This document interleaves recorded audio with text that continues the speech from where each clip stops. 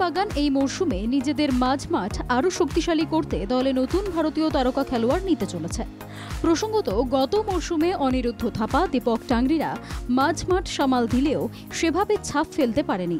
সূত্রের খবর, আগামী মরশুমে মাঝমাঠ নিয়ে যাতে ঝামেলা পোহাতে না হয়, তাই ভারতীয় তারকা মিডফিল্ডার জিকসন সিংকে দলে নিতে চলেছে মোহনবাগান। গত মরশুমেও জিকসন সিংকে কেরালা ব্লাস্টার থেকে দলে নেওয়ার চেষ্টা করেছিল মোহনবাগান। এবারে তাই আরও তাকে দলে নেওয়ার জন্য ঝাঁপিয়েছে মোহনবাগান কর্তৃপক্ষ। জিকসন সিং ভারতের হয়ে অনূর্ধ্ব-17 ফিফা বিশ্বকাপে একমাত্র এবং ফিফার কোনো প্রতিযোগিতায় ভারতীয় হিসেবে প্রথম গোল স্কোরার।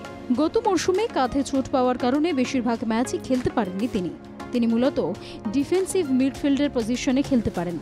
তাছাড়াও সেন্ট্রাল মিডফিল্ডার এবং অ্যাটাকিং মিডফিল্ডার হিসেবেও খেলতে পারেন। জিকসন সিং যোগদান করলে মোহনবাগানের মাঝমাঠ নিঃসন্দেহে আরও শক্তিশালী হয়ে উঠবে।